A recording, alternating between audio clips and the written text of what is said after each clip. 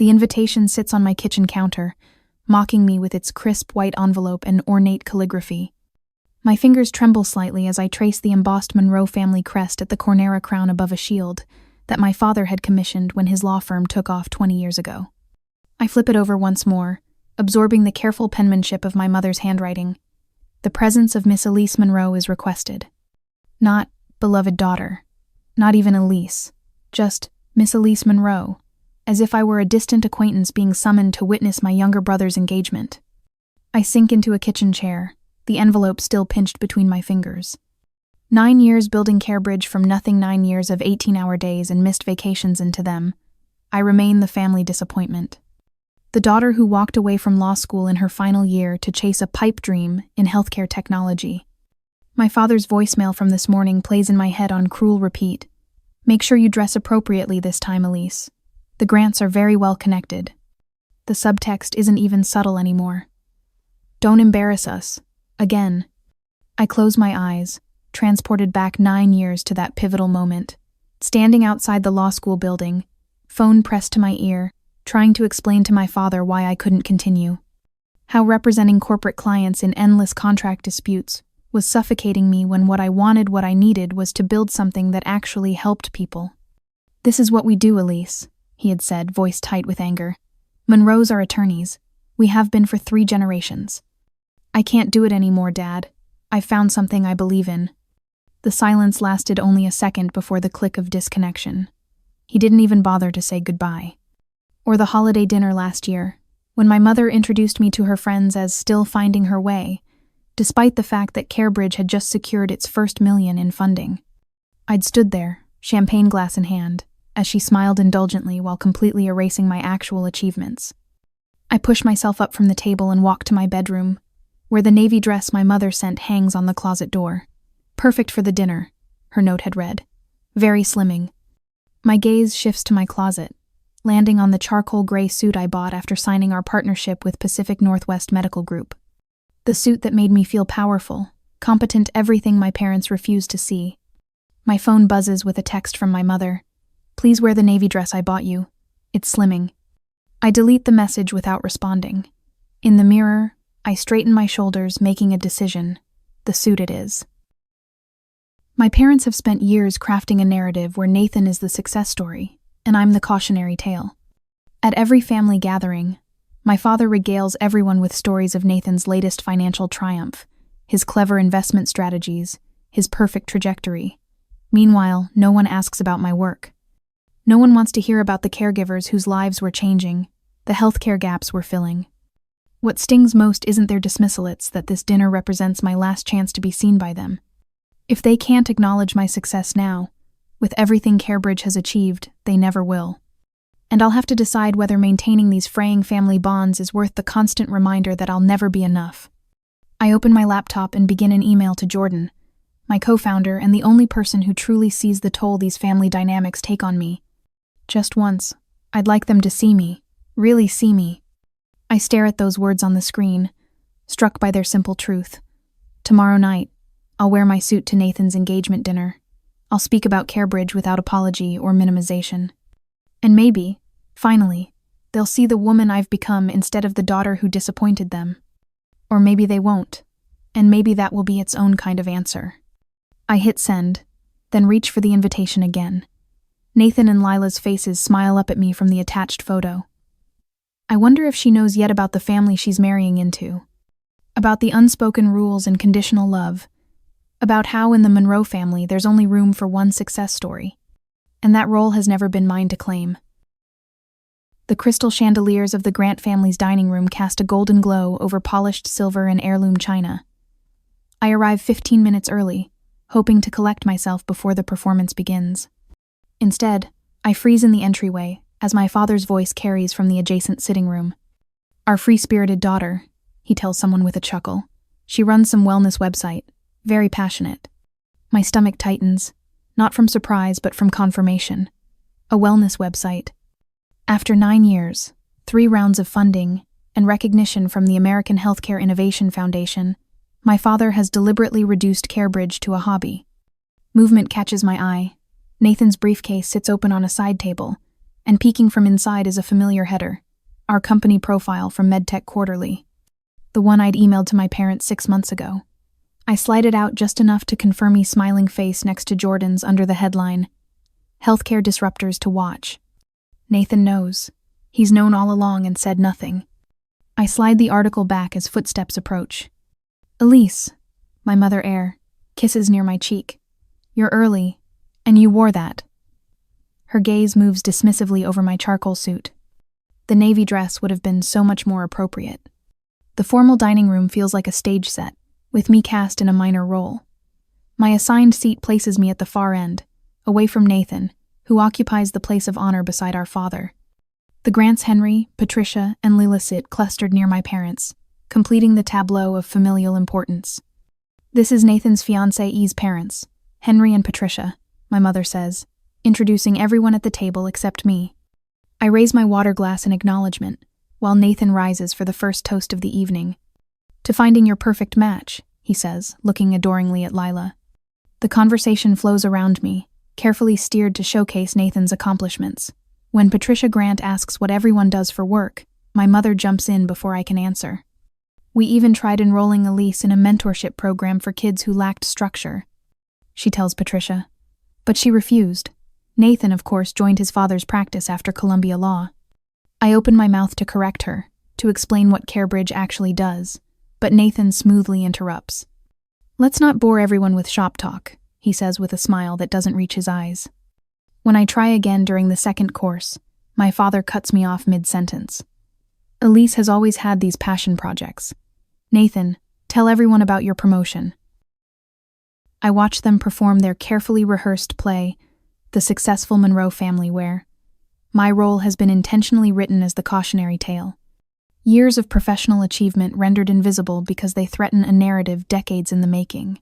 A narrative where Nathan carries the family legacy while I represent the road not to take. The realization settles like a stone in my chest. No accomplishment will ever be enough. My success doesn't fit their script, so they've simply erased it. Nathan catches my eye across the table and offers a sympathetic glance that simultaneously asks for my silence. This is how it's always been his victories celebrated, my existence tolerated. That suit is too severe, my mother whispers when she passes behind my chair. You should have worn what I suggested. I straighten my spine, feeling the weight of my company credit card in my pocket, the one that employs 27 people and keeps the lights on at our downtown office. The one that pays for the healthcare benefits of our staff's families. When Lila turns to me during dessert, I brace for another dismissal. So what exactly do you do, Elise? She asks, genuine interest in her eyes. Nathan mentioned something about healthcare? For a moment, the table falls quiet, as if unsure how to maintain the narrative when someone goes off script. I co-founded CareBridge, I say quietly. We recently received the Northwestern Healthcare Innovation Award for our caregiver support platform. Oh wow, that sounds fascinating, Lila says, leaning forward. But my father clears his throat, and the moment passes as he launches into a story about Nathan's first day at law school. As I sit there, surrounded by family who couldn't or wouldn't see me, I wonder, should I finally speak up and reclaim my narrative, or preserve peace by staying silent one more time? Confrontation risks permanent damage, but silence is slowly eroding my sense of self. What would you do when those who should celebrate your success instead diminish it? I finger the business card in my pocket from Pacific Northwest Medical Group's director, our newest and largest client. Perhaps it's time they learned exactly who Elise Monroe has become. The crystal glasses clink as Nathan rises from his chair, shoulders squared beneath his tailored jacket. His smile gleams in the dining room's warm light as he lifts his champagne flute. To success, he announces, his voice carrying across the table with practiced confidence. My parents showed us what it looks like. My throat tightens as polite applause ripples through the dinner party. I force a smile that doesn't reach my eyes, watching Mother beam at Nathan with undisguised pride. The guests murmur appreciatively about the Monroe legacy of achievement, while I sit, as always, in the shadows of their narrative. And speaking of legacies, Father interjects, setting down his glass with a decisive clink. Nathan will be taking a leadership role in the family foundation starting next quarter. My fingers freeze around my water glass. The foundation established with grandmother's inheritance was never even mentioned as a possibility for me. I glance at Nathan, who has the grace to look momentarily uncomfortable before accepting congratulatory nods. Across the table, Lila's forehead creases slightly. Her eyes dart between Nathan and me, a question forming in them that no one else seems to notice. She opens her mouth as if to speak, then closes it, taking a careful sip of her wine instead. Nathan has the right temperament for philanthropy, Mother adds, patting his arm affectionately. Always so measured in his approach. Unlike his impulsive sister, hangs unspoken in the air between us. I think about the night 3 years ago when I slept on the office floor, surrounded by empty coffee cups and code printouts, during CareBridge's initial launch, the emergency server crash at 3 a.m., the frantic calls to our developers while curled up in my sleeping bag using my jacket as a pillow. That was the week our first 1,000 users signed up, caregivers desperate for the connection and resources we provided. 2 months later, I missed grandmother's funeral because we had our first major investor meeting, a scheduling conflict that earned me silent treatment from my parents for months. They never knew we secured the funding that day, or that I wept in the bathroom stall afterward, grieving both my grandmother and the family validation I'd never receive. What saved me was building connections elsewhere. My weekly therapy sessions focused on setting boundaries, the support group for first-generation entrepreneurs where no one questioned my right to be there, the chosen family that formed among my team, who understood what we were building and why it mattered. When Aunt Margaret left me her modest inheritance, the same amount Nathan received, I didn't use it for a down payment on a craftsman bungalow like he did. Instead, every penny went into CareBridge's infrastructure expansion. My parents called it throwing good money after bad. I called it investing in purpose. Elise? I blink, returning to the present as Lila's voice cuts through my thoughts. Sorry, what was that? I ask, realizing everyone is looking at me. I was saying my Aunt Clara has been struggling with her husband's Parkinson's, Lila says, her voice gentle. The caregiving has been overwhelming for her. That must be difficult, I respond automatically, the professional in me immediately cataloging resources that might help. She's tried everything, Lila continues, maintaining eye contact with genuine interest. Support groups, home health aides, even those binders where you track medications. For the first time all evening, something inside me lightens. Not just because someone is finally speaking about topics I understand, but because the interest in Lila's eyes seems authentic. Organization becomes critical when managing complex care. I offer cautiously. The conversation shifts as coffee is served, moving toward the broader problems in healthcare. Father launches into his standard complaints about insurance paperwork, ironic, given that his firm represents several major providers. The system isn't designed for actual people, someone remarks, and heads nod around the table. Lila reaches for the cream, then suddenly freezes. Her eyes widen as she stares at me. Wait, Elise Monroe? From the Pacific Northwest? Her voice rises with recognition. Co-founder of CareBridge? The table falls silent. My heart stutters in my chest as every eye turns toward me. Oh my God, Lila continues, excitement building in her voice. My aunt has manused CareBridge saved her sanity. She's been using your platform for almost 2 years now. The silence deepens as my parents exchange confused glances. Nathan shifts uncomfortably in his chair. Yes, I confirm, straightening my spine slightly. That's us. Your scheduling system for coordinating multiple caregivers, it's brilliant, Lila continues. And the medication tracker with those alert functions? Clara says it's changed everything. For the first time in years, I don't minimize my achievement in my family's presence. CareBridge now has over 120,000 active users in 11 states. I say, my voice quiet but clear. Last quarter, we secured $3.2 million in funding. Mother's coffee cup clatters against its saucer. Father's eyebrows shoot upward. The other guests look impressed, while Nathan studies his dessert with sudden intensity. This is extraordinary, Lila's father says, leaning forward with interest. Actually, Lila says, setting down her napkin, my healthcare nonprofit has been trying to partner with CareBridge for months. We keep hitting roadblocks with the contact form. I had no idea you were Nathan's sister. She launches into questions about integration possibilities, user demographics, and expansion plans. While my parents remain frozen in silence, I find myself answering with increasing confidence, the language of my professional world flowing naturally in this unlikely setting. The caregiver burden is practically invisible until you're experiencing it. I explain, standing a little taller as I describe our mission. Our goal is making sure no one navigates that journey alone. Fascinating approach, Lila's mother comments, while my own parents haven't spoken a word. I notice them exchanging glances, a silent communication honed through decades of marriage. Father straightens his tea-towel I recognize from countless dinner table debates in my childhood.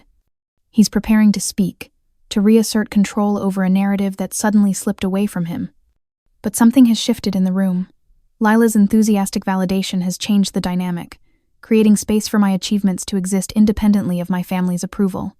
Father clears his throat, his eyes narrowing slightly as he looks directly at me. "Why haven't you ever told us about this success of yours?" he asks, his voice carefully modulated between accusation and confusion. The table falls silent again as all eyes turn to me. I keep my voice steady as I meet my father's accusatory gaze. "I emailed you the press release when we got our first major funding. I invited you to our product launch 3 years ago." The words hang in the air, neither accusation nor apology, just facts, laid bare on the elegant tablecloth between us. Lila's parents exchange glances, surprise mingled with something else, confusion perhaps, or recognition of a family dynamic suddenly exposed like a nerve. Nathan shifts in his chair, eyes fixed on his plate, pushing around the remains of his chocolate mousse with careful precision. His shoulders curve inward slightly. The golden sun, suddenly tarnished. "Well, I'm sure we were just busy with Nathan's career moves," my mother interjects, her voice rising to that particular pitch she uses when smoothing over uncomfortable moments. "You know how demanding his schedule is." Her fingers fidget with her pearl necklace, twisting it once, twice. "Actually," Lila says, setting down her coffee cup with a quiet clink, "my entire healthcare advocacy group uses CareBridge's platform. It's revolutionizing caregiver support." Her voice carries the unmistakable tone of admiration. "The scheduling features alone saved our volunteer coordinator about 20 hours a month." Something shifts in the room, subtle but unmistakable, like the turning of a tide.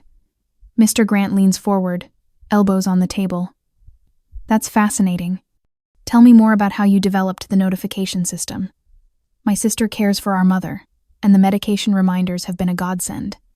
Mrs. Grant nods enthusiastically. The caregiver burnout resources helped her recognize she needed respite care before she collapsed. I find myself answering their questions, explaining our user research process, the challenges of creating intuitive interfaces for older adults. The words flow easily after years of investor pitches and product demonstrations. My parents' attempts to redirect the conversation fall flat. Each time my mother mentions Nathan's recent golf tournament win, Lila's father politely acknowledges it before turning back to me with another question about CareBridge's rural outreach program. "Elise and I have discussed her business ventures several times," Nathan suddenly announces, voice too loud, smile too broad. He reaches for the wine bottle, refilling his glass. "I've always told her she has real potential." When Nathan tries to position himself as my supporter, I wonder, should I expose his deliberate silence or allow him this face-saving lie? Confronting him would force a long-overdue reckoning, but perhaps some family bridges shouldn't be burned completely. I choose silence, watching his performance with newfound clarity. The desperate scramble of someone seeing their pedestal wobble. The respite care locator feature was a lifesaver for my aunt, Lila continues, either oblivious to or deliberately ignoring the tension. When she was diagnosed with manuscript, finding qualified helpers felt impossible. Your background screening process gave us peace of mind. Her enthusiasm is genuine, unmarred by the years of family politics saturating this dining room. I feel myself relaxing into the conversation, shoulders loosening from their defensive hunch. The integration with telehealth services is brilliant, Mr. Grant says, nodding appreciatively. "Particularly for rural communities. My hospital network struggles with exactly the issues you're addressing. We found that caregivers in isolated areas face unique challenges," I explain, warming to the topic. "Transportation becomes a major barrier to consistent care." "Exactly," Mrs. Grant exclaims. "My sister in Montana deals with this constantly." The conversation has shifted entirely, orbiting now around my work rather than Nathan's career. Even Lila's parents' body language has changed. They're angled toward me, expressions engaged, asking questions that demonstrate actual knowledge of healthcare challenges. "I know several hospital administrators who would benefit from learning about your platform, Mr. Grant says, reaching for his wallet and extracting a business card. "Would you mind if I connected you?" Before I can answer, my mother's plastered smile begins to falter at the edges. The corners of her mouth tighten, creating fine lines that her expensive face cream cannot erase. Elise always had her mother's determination. My father announces suddenly, voice booming with forced joviality. He reaches over to pat my mother's hand with performative affection. Once she sets her mind to something, there's no stopping her. I recognize the maneuver, the attempt to retroactively claim credit for qualities they've previously labeled as stubbornness. The verbal equivalent of slapping their name on a building they refuse to help construct. As coffee cups empty and dessert plates are cleared, my father clears his throat with deliberate significance. Perhaps we should continue this discussion privately, as a family, after our guests depart. His tone makes it clear this isn't a suggestion. My mother nods, pearl earrings catching the light as she tilts her head toward the door with practiced subtlety. Nathan, why don't you and Lila walk her parents to their car? Elise and I will clear the dessert plates. The evening's power dynamics have shifted, but the final confrontation still looms. As Lila's parents rise from the table with warm handshakes and genuine promises to connect professionally, I steel myself for what comes next. Some family performances end with a standing ovation. Others with the quiet closing of a door that might never open again. I am ready for either. The living room falls silent as the front door closes behind Lila's parents. Their warmth and genuine interest in Cambridge still lingers in the air, a stark contrast to the sudden chill that settles over the Monroe family. Mother adjusts her pearl necklace, fingers working nervously at the clasp as she approaches me. Darling, she says, voice honeyed with a sweetness that never reached her eyes. We've always supported your hobby. Why didn't you tell us it had become so successful? Father nods, his jovial tone forced as he adds, Your mother's right, Elise. We would have celebrated this achievement if we'd known. I study their facetted, practiced smiles that don't quite reach their eyes, the slight tension in their jaws. For the first time, I see something new there. Fear.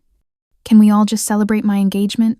Nathan interrupts, glass clinking against the marble countertop as he sets it down too hard. Why does everything have to be about Elise suddenly? The transformation is immediate. Mother's hand drops from her pearls to Nathan's arm, squeezing gently. Of course, son, Father soothes, turning away from me. This is your special time. We shouldn't let anything overshadow that. I watch the familiar dance unfold, their instinctive pivot toward Nathan, the automatic validation of his feelings. The pattern so ingrained none of them even notice it anymore. Except now I notice something else. The printed article peeking from Nathan's open briefcase on the side table, the exact press release I'd emailed them when Cambridge secured its first major round of funding. I cross the room and pull it free. Interesting reading material, Nathan? I hold up the article, its headline clearly visible. Cambridge secures $1.2 million to revolutionize caregiver support. The room freezes. Mother's smile falters. Father's hand pauses mid-gesture, and Nathan can't quite meet my eyes. I found the article I sent you in Nathan's briefcase, I say, my voice steadier than I expected. He knew about Cambridge. Nathan's shoulders slump slightly, the posture of a man caught in a lie he can no longer maintain. I saw it, he admits finally. I read it. I just didn't tell them. Why? The question hangs between us, simple but devastating. Nathan glances at our parents, then back to me. They had expectations for me. For both of us. Your success didn't fit the narrative. So you buried it, I say. Not a question this time. Elise, surely you understand, Mother begins. But I cut her off with a raised hand. I don't need your approval anymore, I tell them, surprised by how true the words feel. I just needed to understand why it was withheld. Father paces toward the fireplace, stopping beneath the family portrait where Nathan stands front and center, his hand resting on Father's shoulder. We've always wanted what's best for you, Elise. No, I counter. You wanted what fit your definition of success. When I found my own path, it threatened the story you'd been telling yourselves about who I am, who we all are. Mother sinks onto the sofa, her fingers worrying at a loose thread on the armrest. Nathan looks away. The silence that falls contains the weight of 9 years of dismissal. I take in the living room walls covered in framed achievements, Nathan's law school graduation, his firm partnership announcement, the article about his appointment to the city's business council. Not a single acknowledgement of my work anywhere. Would you like to see something? I ask, retrieving my purse from the entryway table. I withdraw Lila's parents' business card and place it on the coffee table. The Grants left this with me. They're requesting a formal partnership between their healthcare foundation and CareBridge. This isn't the time, Nathan starts. For 9 years. I continue, my voice low but clear. I've built something meaningful while you've treated me as a cautionary tale. The daughter who strayed from the path. The disappointment. We were protecting you from disappointment. Father says, arms crossed defensively across his chest. The healthcare startup world is notoriously difficult. We didn't want to see you fail. I laugh then, a genuine sound that seems to startle them all. Number, you were protecting yourselves from having to reconsider what success looks like. From having to admit that maybe, just maybe, I knew what I was doing when I walked away from law school. The family photos stare down at us, silent witnesses to this long overdue confrontation. In each one, Nathan stands in sharp focus while I remain slightly blurred at the edges, as if the photographer couldn't quite capture me properly, or didn't try. I don't need your approval now, I say, finally, gathering my coat. I just need distance. Mother's eyes fill with tears, but she doesn't speak. Father stands unnaturally still by the fireplace, his usual authoritative presence diminished somehow. Nathan looks from them to me, conflict written across his features. I move toward the door, suddenly exhausted by the weight of expectations I've been carrying all these years. Elise, wait. Lila appears from the hallway, having given us privacy for the confrontation. She catches my arm at the door, voice lowered to a whisper. This changes nothing about us working together. I nod, grateful for this unexpected ally in an unexpected place. As I step into the cool night air, my gaze catches on one last family photo near the door, of the 4 of us at a lake house when I was 12 and Nathan 9. In perfect focus, my parents beam proudly at the camera. Nathan stands between them, grinning widely, and slightly to the side, my own image appears somewhat out of focus, as if I were already beginning to fade from the family portrait. I close the door firmly behind me. 3 months later, the spotlights on the conference stage feel different today, warm instead of interrogating. I adjust my charcoal blazer, scan the audience of healthcare professionals filling the auditorium, and step to the microphone. 10 years ago, I walked away from what others defined as success to build something that actually helped people. My voice carries without apology, without the slight tremor that used to betray my uncertainty. Today, CareBridge connects over 120,000 caregivers with vital resources across 11 states. The audience leans forward, attentive rather than judgmental. No one here sees a disappointment or a cautionary tale. They see the architect of a solution to a problem they've wrestled with for decades. As I detail our latest caregiver support innovations, I realize I'm no longer seeking validation. I'm offering vision. My shoulders, once perpetually braced for criticism, now square with quiet confidence. When I finish, the applause starts from the back and rolls forward like a wave, a standing ovation. Not for the daughter who finally proved herself worthy, but for the founder who built something necessary. Later that evening, at the Innovation Awards ceremony, I accept a glass trophy engraved with Healthcare Transformation Award. The lights catch its edges as I stand at the podium. I'm Elise Monroe, I begin, no longer flinching at my own name, no longer feeling the need to distance myself from my family's legacy or apologize for charting a different course. The presenter had detailed CareBridge's growth metrics, our investor confidence ratings, our user satisfaction scores, numbers that would impress even my father. But as I look at the audience, those aren't the metrics that matter anymore. Success isn't measured by following predetermined paths, but by creating ones that serve others. I say, thinking of the thousands of caregivers who now have resources they once lacked. This award belongs to my entire team, who believed in building bridges when others could only see gaps. When I return to my seat, I don't mentally rehearse what I should have said differently or worry that I took up too much space. I simply breathe. After the ceremony, Jordan raises a champagne flute in our small office celebration. The CareBridge team, now 28 people, gathers around a cake decorated with our logo and 1 million hours saved. To building bridges that matter, Jordan says, eyes bright with shared triumph. Everyone clinks glasses, the sound clear and joyful in our open concept office. You know, Jordan says quietly as others cut the cake, watching you speak today reminded me of that first pitch meeting. Same brilliant ideas, but now you own them completely. The company grew, but you grew more. I smile, remembering the woman who used to practice presentations in bathroom mirrors, rehearsing responses to criticisms that hadn't even been voiced yet. Back in my office the next morning, I stare at my ringing phone. My mother's name flashes on the screen. I haven't spoken to my parents since Nathan's engagement dinner 3 months ago. Our last conversation still echoes. You were protecting yourselves from having to reconsider what success looks like. On my desk sits the partnership agreement with Lila's healthcare nonprofit, ready for signatures. Beside it, an invitation to give a guest lecture at my former law school on healthcare innovation law, ironically. My gaze drifts to the framed family photo now displayed alongside my professional achievements. I'd repositioned it deliberately, no longer hidden in a drawer but placed where it belongs as just one part of my story, not its defining chapter. As I considered whether to answer my mother's call, I wondered if some relationships can ever truly evolve, or if maintaining healthy distance is sometimes the greatest act of self-respect. What would you do? Try to rebuild what was broken with new boundaries, or focus on nurturing the connections that had always seen your true worth? The phone continues ringing, awaiting my decision.